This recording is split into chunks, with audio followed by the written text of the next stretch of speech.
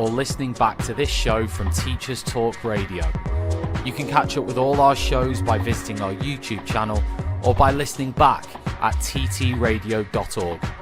Don't forget to like and subscribe to enjoy more live education conversation from TTR.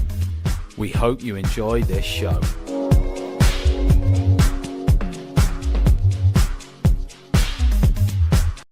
Outstanding and world-class vision and world-class this.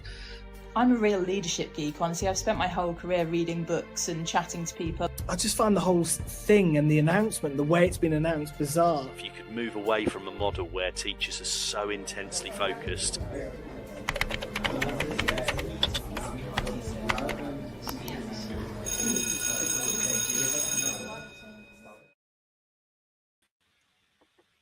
Hello everyone, I hope you have a nice evening. Welcome for another show, The Late Show with Konstantinos Pappas.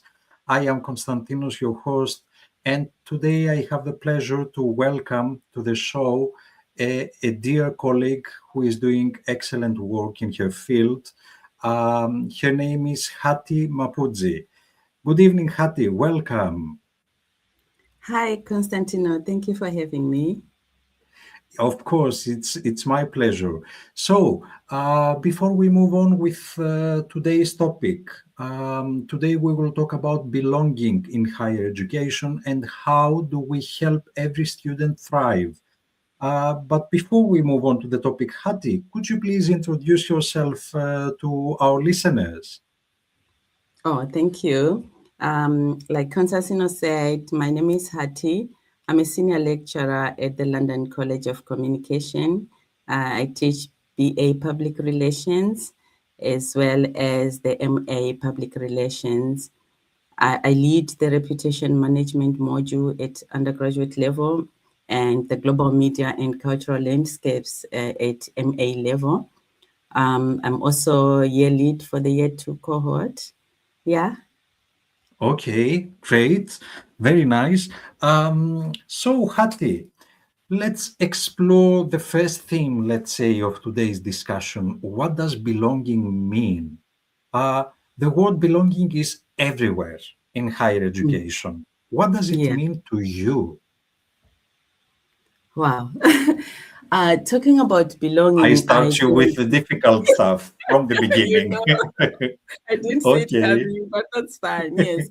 I think it's about, feeling that you are being recognized. It's about recognition. It's about being valued. It's not just about, being there in the room, but, contributing. Your contributions also matter. Your identity, your voice and your experiences, are they seen as perhaps legitimate parts of the learning community? So it has to do with feeling, acceptance, about being accepted, being respected, and knowing that your voice matters, most importantly. So in the context of students, like you're saying, when they experience belonging, they are more likely to engage. They are more likely to ask questions without the fear of being judged because they are part of the, community of practice, and they will ultimately thrive. Okay, yeah, that makes sense. And I have the impression that a lot around belonging goes down or starts, let's say, derives from our own experiences. So in your case, when you think back to your own experience as a student, can you remember a teacher who made you feel that you really belonged? And what did they do to make you feel like that?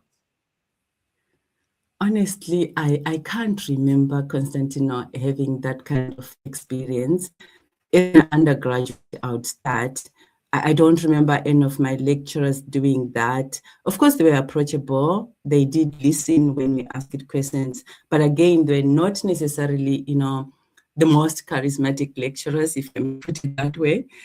I remember attending, those huge classes in the auditorium where seriously no one really cares about who is who in the auditorium, who is attended, who is not attended, But at postgraduate level, I would say perhaps that's where, when you're doing one-on-one with your supervisor, I was also given the opportunity to take control of my, for example, my research project, taking ownership of my work, and also being encouraged when I struggle. Yeah, but there wasn't really much. Okay. So you do believe that it's a matter of number of students and the ratio between the tutor and the Yes, it students, does. isn't it? Yes, it does contribute. Remember years ago, as well, that taught me early in the early 2000s. Same, lecturer that we are having right now. A lot of things have changed, and a lot of things have happened. You see, so the number of students does have, it does contribute towards, the relationship between the lecturer and the students. I think so. So you would say that belonging often comes from small moments rather than the big initiatives in the classroom. Some lecturers can succeed to, accommodate, to make all the students, feel that sense of belonging, depending. I think, like yourself, they're always saying, Konstantinos is humorous.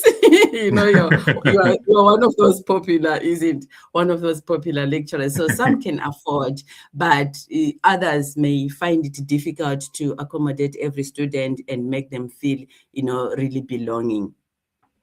Okay, yes, I hear you. And humor can be a strategy to Yes, create, yes. to instill the feeling of belonging. But according to your opinion, what are some simple things that lecturers can do to help students feel, welcomed from the Mm-hmm. first session sometimes? Mm. Yeah, it's those simple things that sometimes we overlook, but they make a huge difference. Like, for example, myself, I'm very poor with names. I don't want to lie, but I make an effort, especially if I'm meeting a new group, I make an effort to learn their names. I ask them, can you help me? How do I pronounce your name? Correctly, so that they don't feel offended, when I pronounce their names wrongly. So it's important for me. I find that very important. So when I ask them about their names, obviously they feel like, okay, I really want to have that personal relationship, with them, knowing them by name rather than, oh, okay, this student is in my class. It makes a difference. And also sharing a little bit about yourself, I think it makes a huge difference as well. When I mean yourself, I mean your academic background, just to humanize the space. Sometimes students, they think there's so a very huge gap between us and them. So you try to make them see that we are at the same level, but not so at the same level to some extent, right? And also, I think such things, simple things like setting clear expectations, that the classroom is collaborative, it's inclusive, it's respectful. It's very important. I always, make sure personally myself, when I meet students for the first time, introducing the unit, I tell them that, okay, me and you are here to learn. I don't have the answers to the things that are going to come up here, but me and you are going to talk and discuss, and we come up with the answers, So it's those small things that make a difference. Yes, I think core three, I would say, all core three examples that you gave, I mean, learning the students' names and learning how to pronounce, it's a small, simple thing, but it can play a huge role. It does. And then, of course, introducing yourself, Yeah. making them feel that they get to know you as well. Yeah. It's not a unilateral process. You That's also true. give. And of course, as you said, setting the boundaries with honesty and compassion from the beginning. We are Yes. here, all of us, to learn. Yeah. We are here respecting each other in an inclusive environment. So everybody starts from the same safe space, let's say, safe Yes. point. Yeah, that is true, because students, they think you know everything, the whole prescribed book. They think you've got all the answers to the questions that even their peers are going to ask. So if one of their peers ask a question or clarification, before I answer, I ask them, I throw back the questions to them and say, here's a question. who, you know, what do you say, what do you think, and prompt them to think, you know, before I chip in myself. Mm-hmm. Good. That's a good strategy, actually, because you make them feel sharing the responsibility to Yes, generate the knowledge. that's true. Good. Now, about when it comes to silence, sometimes Mm. silence in the classroom is not always a good indicator. And Mm-hmm. sometimes we assume that quiet students are disengaged. Do you think silence can mean also different things? Absolutely, Constantino. You know, silence is not always disengagement, but I think we need to encourage participation, especially from those quieter or less confident students. There are many reasons why some students tend to be disengaged. Firstly, some students are just not confident or they feel intimidated by the environment, and they need Mhm. that encouragement, that small push, like, you know, come on, you can do this. And you find that after they would have spoken, they will realize that there was really nothing intimidating here. Sometimes it's also the language barrier. You know how our classes are. We have students from all parts of the world, and then the language of teaching and learning is not their first language. So they become hesitant to speak. They True. might be worried about, you know, saying the wrong thing, while other students, they simply need more time to process, more time to observe or build confidence before they speak. So what I'm saying is that, you know, from our perspective, from our side, good teaching, it recognizes that students engage in different ways, and therefore it's for us to provide the multiple opportunities for participation, whether that is speaking, working small group discussions. You know, some prefer talking with their peers and contribute. Sometimes also do things like, you know, contributing anonymous polls, like let's say, for example, a Mentimeter, and then they Mhm. contribute. Yes. So it's about varying our teaching approaches to accommodate all the students, including those that are disengaging. It's about providing materials maybe in different formats. You know, I'm drawing these insights from, what's his name? Is it Neil Fleming of the VAC model? The visuals, the listening, reading. Yes, Yes, some students prefer the hands-on learning by doing. So it's all those things that we need to perhaps implement, and therefore it goes down to promoting student engagement, which is more than attendance and participation. Yeah. you're right. And another important thing that you mentioned is how there are classrooms like Mm. your classroom, like my classroom, Yeah. where we have such a diverse group Yeah. coming from every part of the world. Mm-hmm. So belonging can be an even more challenging Yeah. process in those times. So can I ask, how important is it for students to see themselves actually reflected in the examples or case studies and conversation that you bring into class? Do you think that plays a role into the sense of belonging?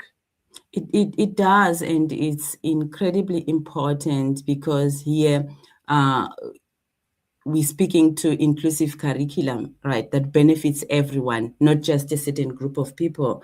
It's about representation. So when students see examples that reflect the diverse experiences, their cultures, their identities, they interpret that as being belonging. We go back to your first question, you know, they interpret that as Mm, belonging into that particular academic space. And at the same time, if we expose them to the various, you know, multiple perspectives that are different from their own, this actually prepares them for the working and living, you know, the working environment, living in the society that is actually increasingly becoming more diverse.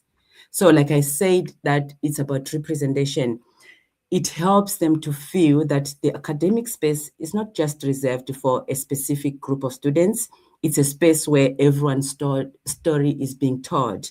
It's a space where everyone's story is being valued. And so it helps them to see themselves reflected in in the curriculum and demonstrates the knowledge. It demonstrates that knowledge is created by diverse individuals and communities. I think here I'm talking now about culturally responsive teaching, right? Where we need to recognize that students bring valuable cultural knowledge, their experiences and perspectives into the classroom. So for us as the facilitators, I usually say we are not lecturers, we facilitate learning.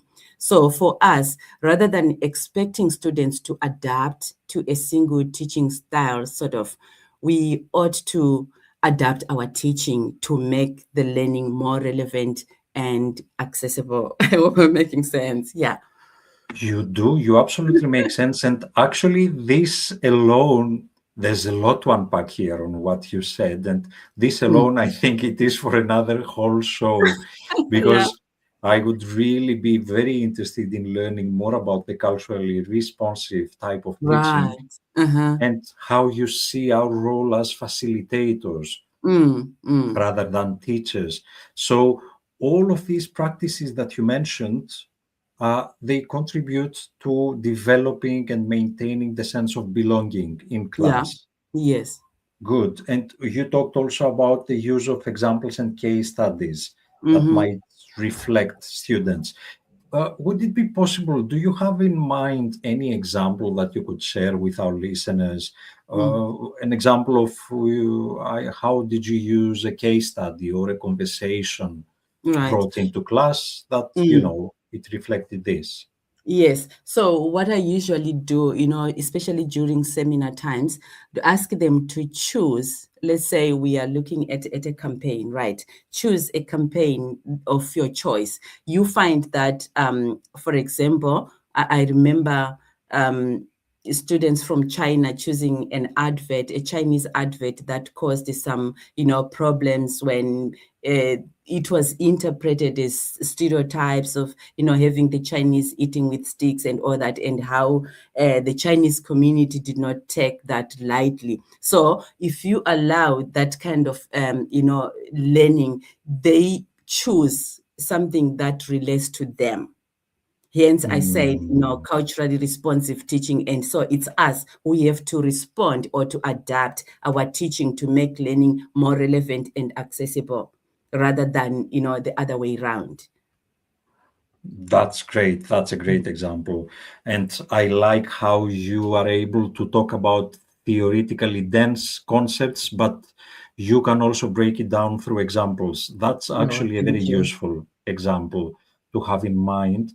That also touches on the point that you mentioned earlier, the culturally responsive teaching, because you take into consideration the context of the student and you allow them to bring to the table, or sometimes you bring from yourself a case study that will be inclusive of their context, of their practices. Yes. Very good. So, for now, I would like to inform our listeners that we will go on a very small break, which it will be useful for you to stay tuned, because we will listen to our Teachers Talk Radio news, followed by some messages from our sponsors. Right after that, we will be back here with Hatie to continue our very interesting conversation. See you in a bit.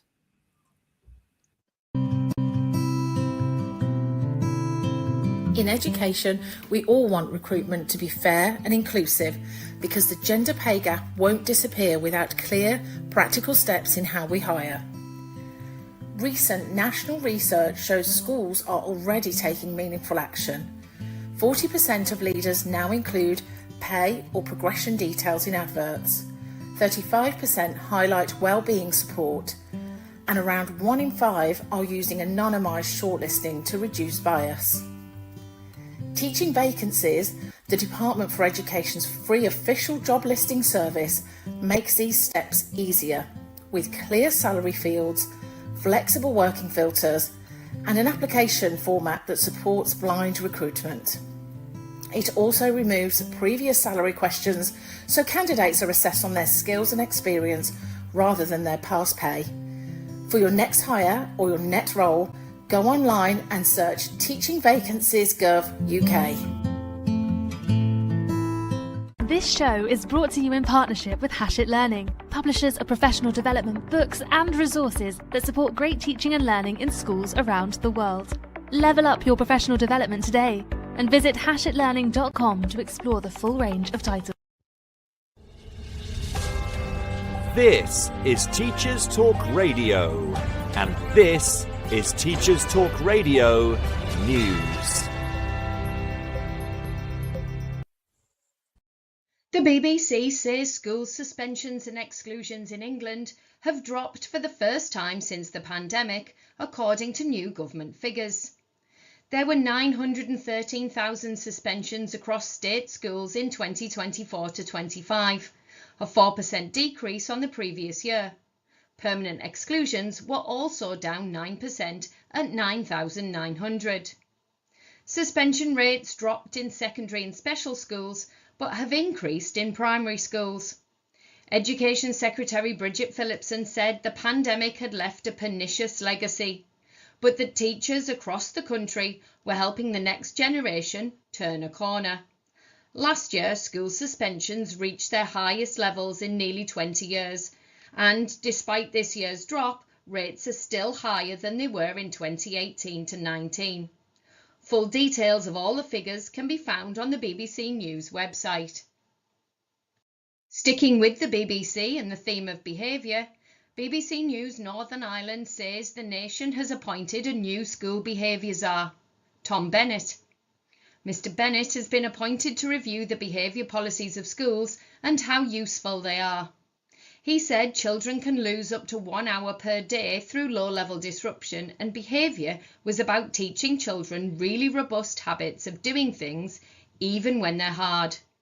Bennett was appointed by the Conservative government in England in 2015 to look at how schools in England managed pupil behaviour, and then was appointed Attendance and Behaviour Ambassador by the Department for Education under Bridget Phillipson in 2025. According to Northern Ireland's Department of Education, 4,756 pupils were suspended from schools in the country in 2025 to 26, also down on figures from the previous year. Northern Ireland's Commissioner for Children and Young People, Chris Quinn, said, "I'm struggling to understand the rationale behind this appointment," and he went on to question if it was the best use of resources.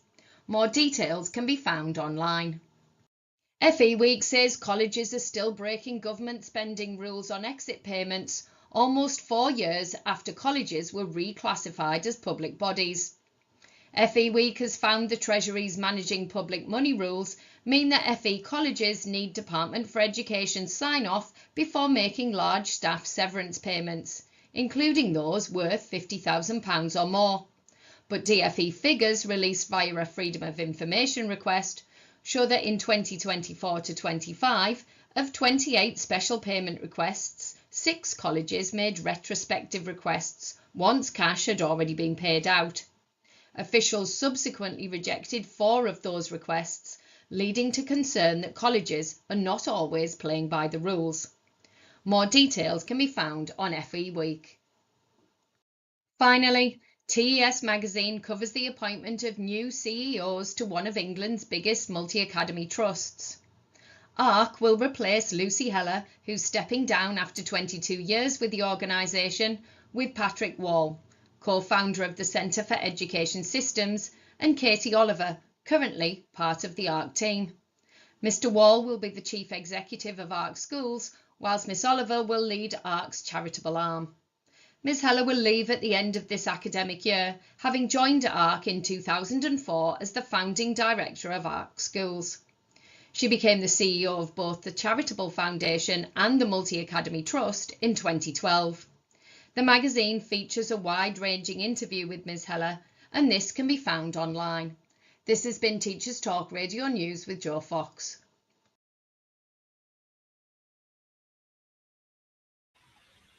Welcome back, dear listeners.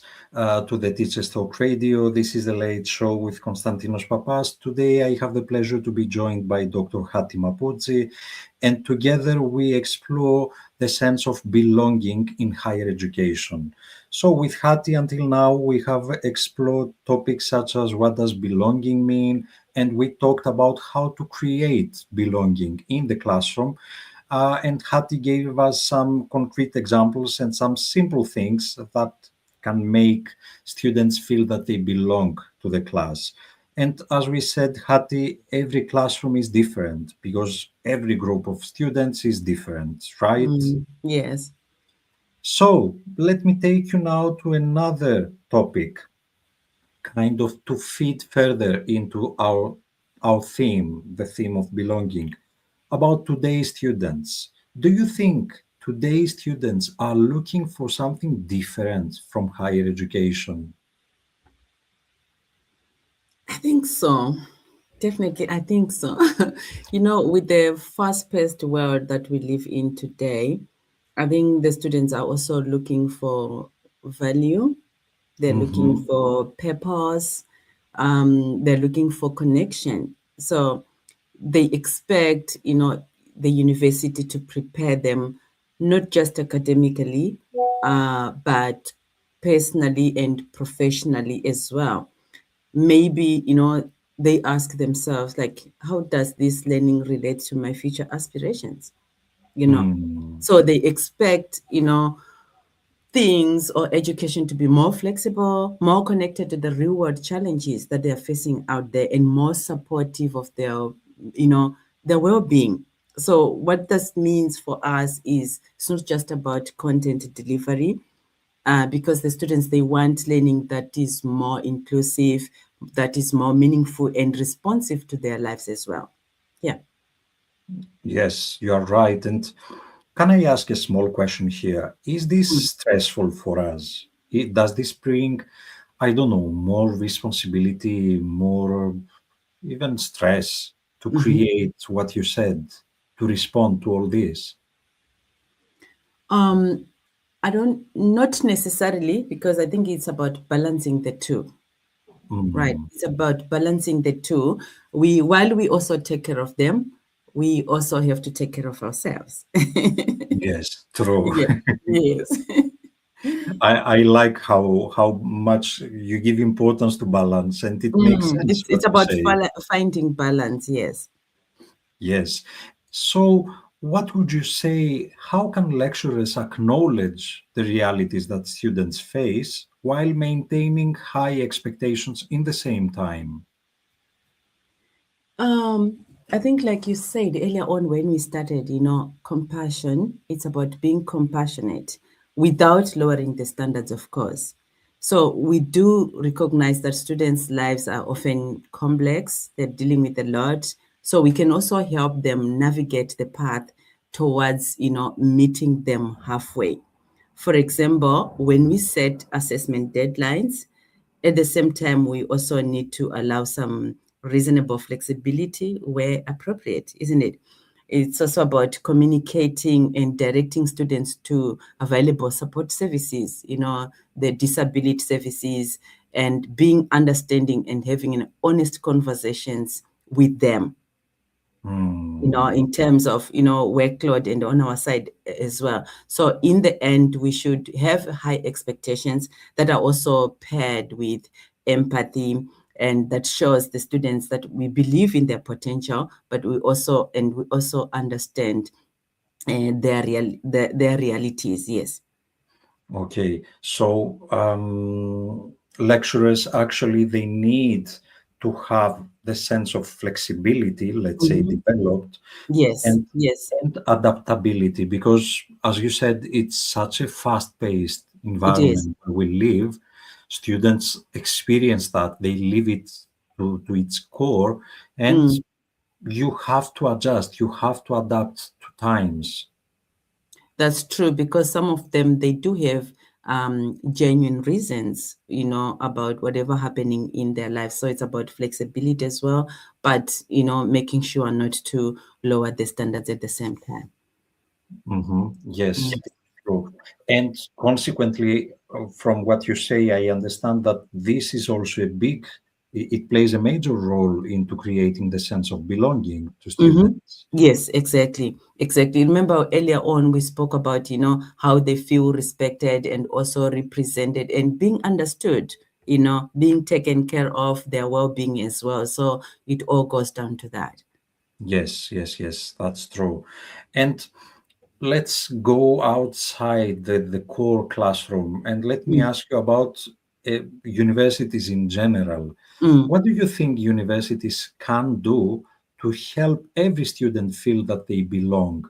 This is kind of trickier because we go out of the classroom, so Right. we go beyond the personal relationship and the small moments created with students. Yeah. Is there something that universities more in general can do to help students feel they belong? Yeah, I think from what we have discussed so far, you find that the sense, the concept of belonging is not just something that happens automatically. It's not something that is, it's not accidental. It has to be designed. And I believe, it's every member of the university community. I talked about, the student services, us, the academics, the administrative staff. We all have a role in creating an environment where the students feel supported and hence a sense of belonging. You are very right when you say that it's not accidental. It's Everything not. is designed. Yes. Of It's course. actually has to be part and parcel of the curricula. Yes, true. Because without the design, I mean, how much can you expect to just happen? There needs to be a thought leadership, a thought Yeah. design behind that. That's correct. Okay, great. So that brings us to the role of the lecturer. And where are we in all this? Do you think the role of the university lecturer has changed over the years? Or maybe you can refer to your own experiences as a student. How did you see lecturers? How were they to you? And how the university lecturer has changed until today?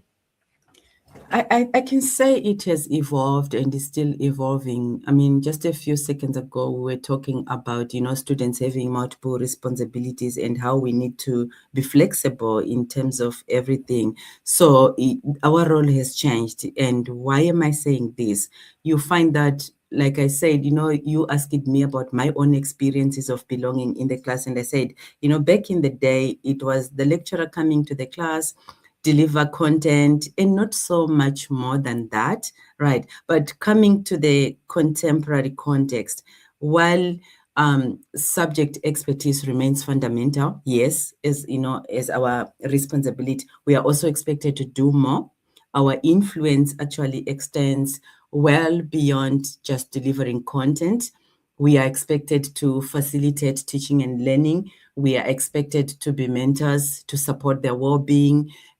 We have been talking about fostering inclusion here, and so helping them navigate their complex personal and academic challenges. So we are finding ourselves in those multiple roles. And may I ask, how easy, how challenging is that for the university lecturer?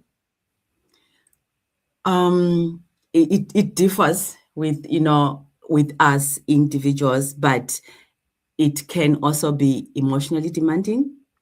That's correct. We spoke earlier about how do we care for ourselves while also caring for the students, looking after ourselves. So this speaks to both staff and student well-being. And you said earlier on, how does the university, as a whole come in here?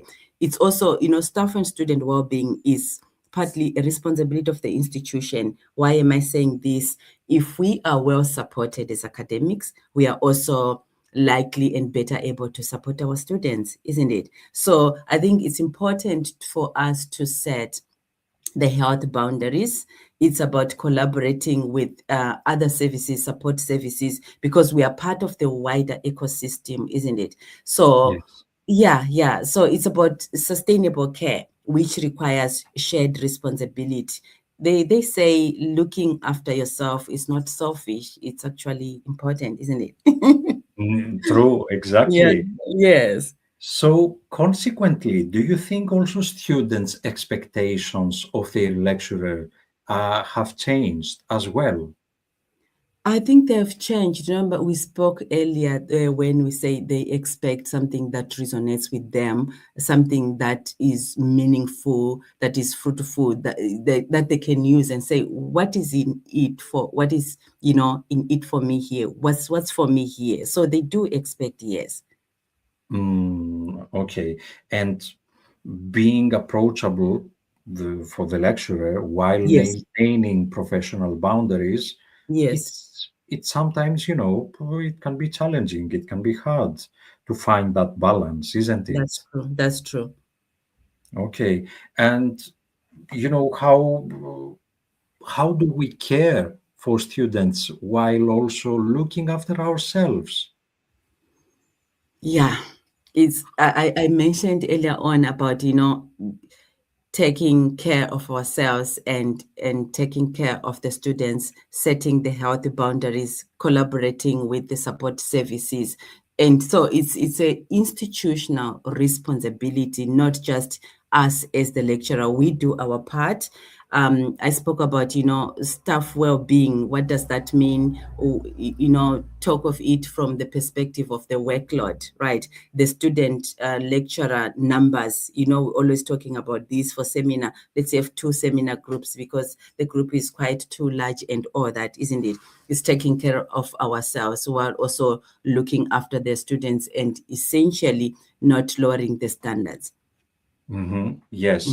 And you have mentioned today many times how teaching can be relational, okay, especially to the students, apart from the colleagues and the university where we belong. So, to what extent you think do relationships matter in helping students succeed and feeling that they belong? The relationships, they do matter. I think it goes down to the concept of inclusive teaching. That's the overall theme here, isn't it? About designing learning experiences that enable every student, regardless of their background, regardless of their identity, their ability, or even prior experiences. So it's about, making teaching and learning more meaningful for them to be able to succeed. I think it also goes beyond accommodating, the differences. It involves, removing barriers to learning. I spoke about, the language of teaching and learning, how some students can, find it intimidating to speak in class because of the language barrier. Right. I spoke about valuing the diverse perspectives from students and, representation, and also creating an environment where they feel represented and confident to contribute. So it's about, it's inclusion. It's about embedding accessibility. It's about embedding flexibility and equity into teaching from the outset, actually. Okay, yes, it makes sense what you say, actually. Uh, and sometimes some of us, some educators, teachers, university lecturers, we worry sometimes about getting it wrong when Yeah. we try to be more inclusive. Yes. There's this constant inner dialogue, let's say. Am I doing it right? That's true. There's not right and wrong, but how the mind works. So, what would you say to colleagues who feel that way? Oh, I might get it wrong now while trying to be inclusive. I think it's not a one size fits all, and it's not about, they say if you fail now, you learn from your failure, right? So it's important when you fail, you learn from that and then improve next time. And I think it's also important to note that every interaction, it matters. As a to colleagues, I would say, take time to understand students, to listen to them more than assuming or judging them. You know what I mean? I'll give you an example. Let's say a student who rarely attends classes, we know them, right? And instead of saying, okay, this this Monday she decides to come in, instead of saying, oh, where have you been? You don't attend classes, I would say, oh, hi, you're so scarce. Are you okay? So that alone, it gives you the opportunity maybe to even open up and speak to you and tell them, why they've not been attending classes, rather than being harsh to say, oh, so you decided to attend today. Yeah, that could Yes. be, So depending on the tone of the voice, it could be even ironic. exactly. So they feel, somebody's ready to listen to them. Are you okay? I haven't seen you. You're so scarce. Are you okay? They say, oh, somebody's ready to listen to me. Then they start talking. So it's about interacting, getting to know the students more, communicating. We spoke about communicating high expectations, but then it's also important to do that alongside genuine encouragement, being intentional about connection. I spoke earlier about striving to learn, how I personally strive to learn the students' names and creating, multiple pathways for them to participate. So those are the piece of advice that I might leave to colleagues. That's very nice, actually. Some very good and practical, applicable pieces of advice, actually, to do in classroom.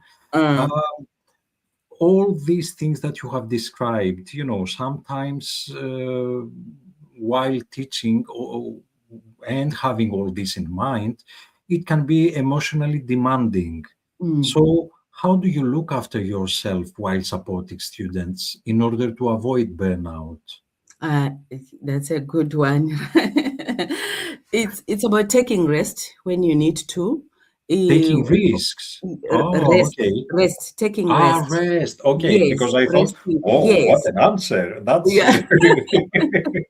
Resting okay. when you need to rest, and also checking in on colleagues. Say, hi, how are you doing? How have you been? I think, a few days ago we had the PRC. You were checking in. How has things been going throughout the year? You know what I'm saying? So it's important when you feel like, no, you can't take it anymore. It's important to take rest. It's important to take time off, or take it slowly and take care of yourself. Yes, absolutely. You are so right. Time and mindful rest. Yeah. I think it's very, very, it's one of the core practices that we can do to take care of ourselves, to support ourselves. Yeah. And we have been discussing about belonging in higher education with our focus, of course, to students. What about teachers? How do What about? we feel the belonging? How can we, what about the sense of belonging among us? Okay. Yeah, no, I think it applies. The concept applies. It's the same. It's about, feeling you are respected. It's about, knowing that my voice matters. If I speak, if I come to you as my manager and say, look, this is what I'm experiencing right now, I would expect you to take the necessary action, right? So it's about, making my contribution valuable as well. So it's the same. The concept is the same. It applies, just a different context. As when it's students, how is it applicable? When it's staff, how is it applicable? But the concept is, it applies the same, about, being valued, being saying things that contribute. Are you contribute meaningfully to the conversation? Are you also taken seriously when you speak? I said it's not about just being there in the room, but making meaningful contribution and being recognized. I think that was beautifully and very well said, that the concept is the same, that the names and the faces change, but actually we all want the same things. Yeah. And the sense of belonging is so important, regardless of if you're the teacher, if you're the student, if you're the colleague, the manager, whoever you are. Great. That's true. So before we move on to the final part of this discussion, I would like to invite our listeners to listen to the messages from our sponsors. A brief break of about 1 minute to hear from our sponsors, and we will be back for the final part of this discussion with Hatie. In education, we all want recruitment to be fair and inclusive because the gender pay gap won't disappear without clear, practical steps in how we hire. Recent national research shows schools are already taking meaningful action. 40% of leaders now include pay or progression details in adverts. 35% highlight well-being support, and around 1 in 5 are using anonymised shortlisting to reduce bias. Teaching vacancies, the Department for Education's free official job listing service, makes these steps easier with clear salary fields, flexible working filters, and an application format that supports blind recruitment. It also removes previous salary questions so candidates are assessed on their skills and experience rather than their past pay. For your next hire or your next role, go online and search Teaching Vacancies Gov UK. This show is brought to you in partnership with Hachette Learning, publishers of professional development books and resources that support great teaching and learning in schools around the world. Level up your professional development today and visit hachetlearning.com to explore the full range of titles. Welcome back, dear listeners, for the final part of this discussion. You are listening to The Late Show with Konstantinos Pappas. I'm here with Dr. Hatie Mapudzi, discussing about the sense of belonging in higher education. For this final part, Hatie, I just want only nice and positive questions, okay? Not that we discussed about anything not, pleasant, but we just finish on a positive note, let's say. So imagine you have a new colleague, okay, who is just beginning their career as a lecturer. What advice would you give to that person? Or what advice would you give to yourself back when you were starting? Wow, I'm just thinking like what I've just said, like before we went for the commercial break, like, how every interaction is important with the students, how it's important to know the students and take time to listen to them, So it's very important. And also it's a learning curve. It's a learning curve, every profession. So we learn by doing.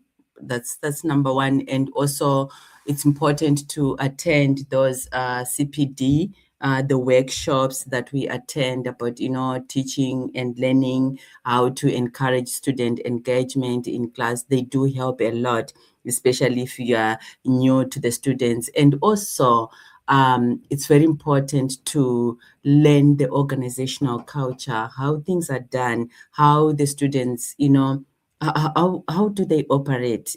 Every group is different. Every group is unique. So it's not a one size fits all kind of a situation, but learning to adapt even our teaching styles as we progress. That is actually really important what you talked about, the notion of time and how you should allow yourself to have the luxury, let's say, of time to reflect, to allow yourself to try, to get to know the surroundings, the culture, the context, the colleagues, the students. Yes, exactly. Instead of, there's actually a very nice book I was reading recently. It's called The Slow Professor. And it talks about that mentality, instead of jumping on and saying, I just received an email, I have to reply within 10, 15 minutes. No. Take things a bit as they should be taken. That's true. Give yourself time to reflect, Yes. It's kind of like, I think it's lately even a movement coming like from the fast food, slow food movement. So the slow professor again, talking about this thing. And you are right in saying that. Right. And finally, what makes you optimistic when you think about the future of higher education, if there is anything. Okay, maybe you will say there's nothing. And the word AI just came to my mind, you know what I'm saying? And with this whole AI around us, Yes. sometimes it's even difficult to predict the future, where it's going, where it's taking us. When we thought, okay, we've arrived there, but there's still much more that is coming, and there's no sector that is being spared by AI. Think about the medical field, the IT, and even the higher education. So I think it's about adapting as we go. It's about learning as we go. It's about adjusting, our belts accordingly.